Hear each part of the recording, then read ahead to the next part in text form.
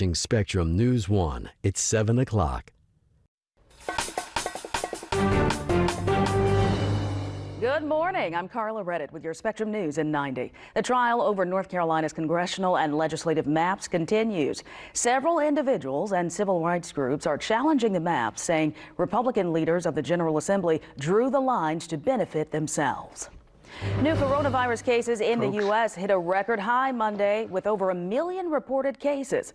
President Biden met with his COVID-19 response team at the White House to talk more about the latest developments yesterday. Nearly 11,000 new cases have been reported all across the Tar Heel state. Charlotte Mecklenburg police need you to take a good look at the person in these surveillance pictures. This is a suspect in an assault and attempted rape. The incident happened back on December 1st, just before midnight. The victim says a man in his 20s attempted to rape her behind a laundromat on Beatties Ford Road. Now it's time for a quick check of your forecast. Meteorologist Matthew East here with you. A little milder today than where we were yesterday, but still on the cool side. Our high temperatures in the 50s around the viewing area. I think here in Charlotte around 57 under a partly sunny type of sky. Overnight tonight, lows heading down into the 30s across the viewing area as we head on into our Thursday morning.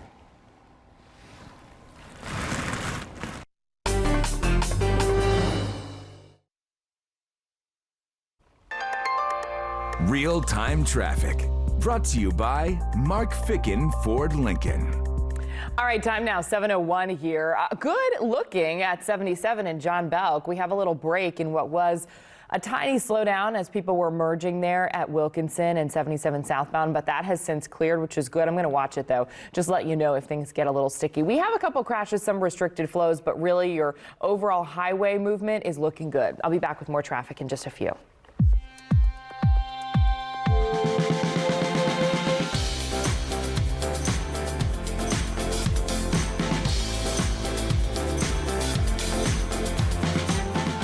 Much for waking up with us here on Spectrum News 1. I'm Carla Reddit. And I'm Jenna Enoch. It is January 5th, believe it or not, Wednesday. We're going to get right into the news that matters here in your community. We are learning more this morning about Trooper John Horton. He was killed in a crash after his brother, Trooper James Horton, lost control of his vehicle while trying to help his brother with a traffic stop Monday night in Mooresboro. And a business owner in Rutherford County says Trooper John Horton was a kind, good man. Tom Baldwin owns Earl's Short Stop. It's in Mooresboro. He says State Highway Patrol Trooper John Horton was a good man and a customer. Horton was a 15-year veteran of the State Highway Patrol, and he was taken to a hospital in Spartanburg where he was pronounced dead. Baldwin says it's just a horrible situation. When I found out it was John, it was just devastating. John was part of our community. He came in here some, and he's always been extremely nice and always helpful. It's just hard to put in words. 26-year-old Dusty Luke Beck of South Carolina was also killed in that crash. The North Carolina State Bureau of Investigation, as well as the Highway Patrol Collision Reconstruction Unit, are both looking into what caused the crash. State inspectors say the Mecklenburg County Jail is unsafe due to low staffing numbers. They visited the jail just last month. Mecklenburg County Sheriff Gary McFadden released the preliminary findings earlier this week. Officials say the jail failed to meet some of the minimum standards for local facilities here in the Tar Heel state, adding they jeopardize the safety, health, or welfare of inmates and staff members. Inspectors say there has been an increase in the number of incidents as well, resulting in staff and inmates suffering from injuries. COVID-19 has also been an issue for the jail. According to its latest COVID-19 outbreak report from December 21st, 81 staff members tested positive for the virus. More than 1/4 of its inmate population has also been infected with COVID-19. State inspectors recommend the jail, which houses more than 1,400 inmates, immediately depopulate.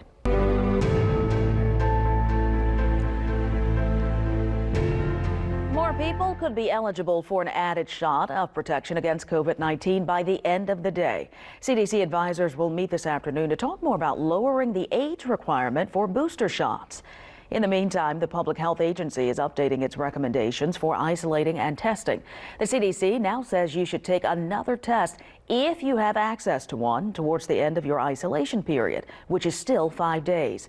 Now, if that test is positive, they recommend isolating for another 5 days.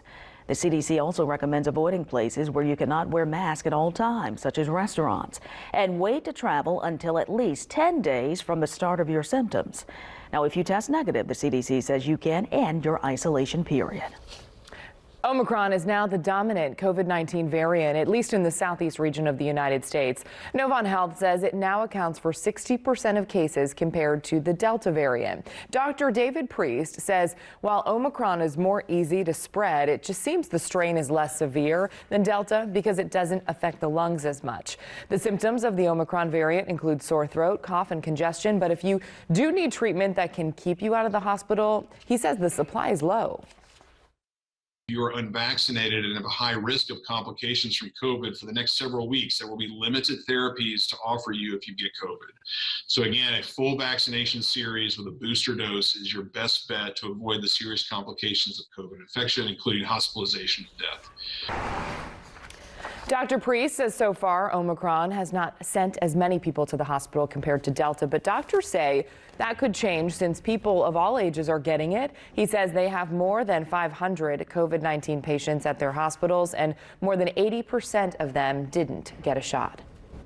People are waiting hours for COVID-19 tests at drive-through clinics all throughout the Charlotte area, and stores across the country are sold out of take-home tests.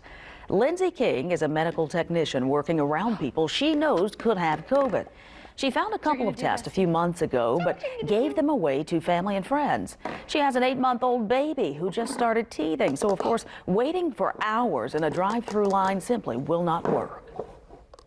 Now, we are out of tests. Everywhere is out of tests. Amazon is out of tests. And so it's near impossible to schedule tests. You can't get at-home tests. So how are you supposed to know if you're positive? Find links to COVID-19 testing sites and resources on our website or in the Spectrum News 1 app.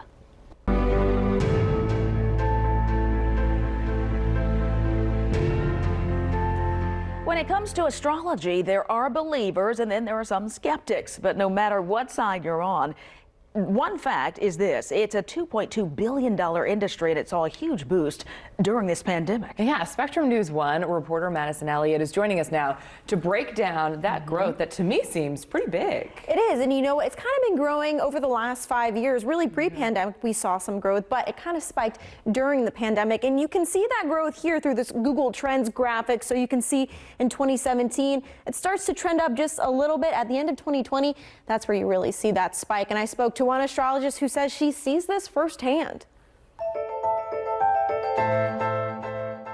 This is an emotional chart. Astrologist Susan Reynolds reads a birth chart for her client, Reverend Rebecca Nagy. Starting around March, going into April and May, you're ready to do. Nagy's been coming to Reynolds for almost 11 years. And she has a great insight into the big picture. And I think that's what I love about astrology, especially with Susan. She isn't the only one turning to astrologists for answers during an uncertain time. Probably needs to take a look at that. Reynolds says astrology is on a boom, fueled by people whose lives have been turned upside down. People are questioning that which they did not question before, and they are looking at their future in a whole different way. Reynolds says her business not only grew over the last year and a half, but her client footprint is much wider. If I was reading for a client, I would be asking a blessing for that session. Before the pandemic, she estimates about 85% of her clients were local. Now about half of her clients are from all over the country and world, thanks to Zoom. Reynolds stumbled into astrology after reading a book in the 1970s. It's called Linda Goodman's Sun Signs. It opened a whole new world to her. She started reading for friends and families on nights and weekends. And then a friend of mine said, "You need to do this professionally." I said, "Oh, no, I can't do that." But after 25 years of working for an advertising and publishing company, she felt a push to quit and finally do this full time. Then one day I went into work and I didn't go back. I had no intention of making that decision. It was like I was propelled. She found throughout the pandemic, other people are questioning their own paths too. The vast majority of the people that come to me, even those who are new, are doing that because they are looking for more self-awareness. She says she's even seen a difference in the type of clients she gets, with a big uptick in entrepreneurs wanting answers for themselves and for their businesses. A lot more in 2021, and I'm thinking going into 2022. She says some people are skeptical at first. But you know, I reassure them, astrology is not making decisions in your life. Astrology is not telling you what to do. This is just a piece of advice. Really, the almost two-dimensional, cartoonish way that a lot of the general public used to look at astrology, like that is a thing of the past. The best part for her is seeing her clients use these charts to change their lives. Even today, after almost 40 years doing this, I'm still the most excited person in the room. Reynolds says January is always her busiest month, and as people, they want to look into the year ahead, and because of this, she does an annual predictions talk every year, and that's happening this Sunday. Madison, there's some terms here, but there's astrology, there's a psychic, and there's a medium. So what are the differences that are biggest here? There are differences. Astrology is really something that you can actually learn. Like Susan, she took classes, kind of learned how to interpret the information she's getting. She's mapping the alignment of the planets at the time you were born. So, that's something she was able to learn to do, whereas psychics, mediums, they say they're born with a gift, so it's a little different. Interesting. Madison, thank you. Really good information. All right, time now, 7:11. Meteorologist Matthew East says this morning's going to be cold, right, my friend? But then later this afternoon, there's hope that we maybe can have some sunshine and a little warmth and get outside. Now, all of that is true, yeah. See, I listen to you all the time. Yeah, you're locked in.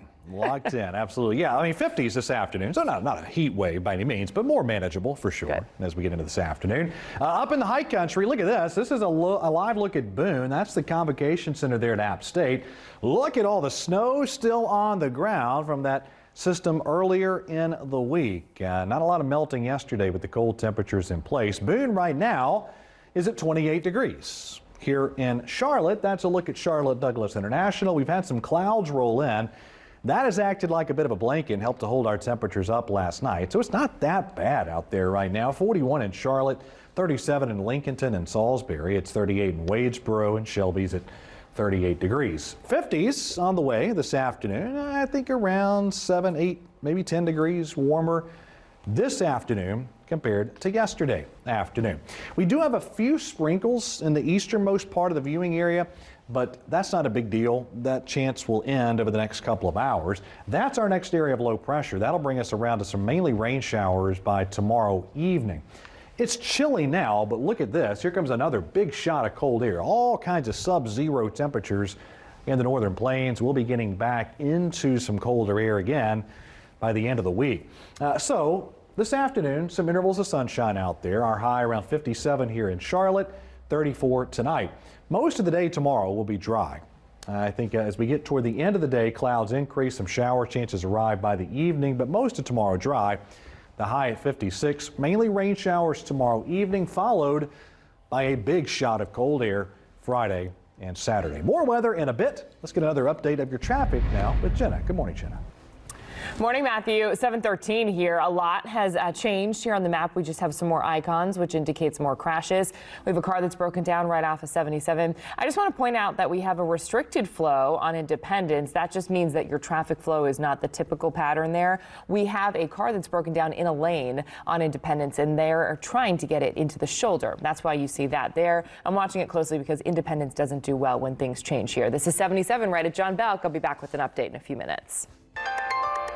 Real-time traffic, brought to you by Mark Ficken Ford Lincoln. After the break, I wanted everybody to be able to eat the food. how a North Carolina bakery is stepping up to the plate to make sure everyone has enough food. Thanks so much for waking up with us this morning right here on Spectrum News 1.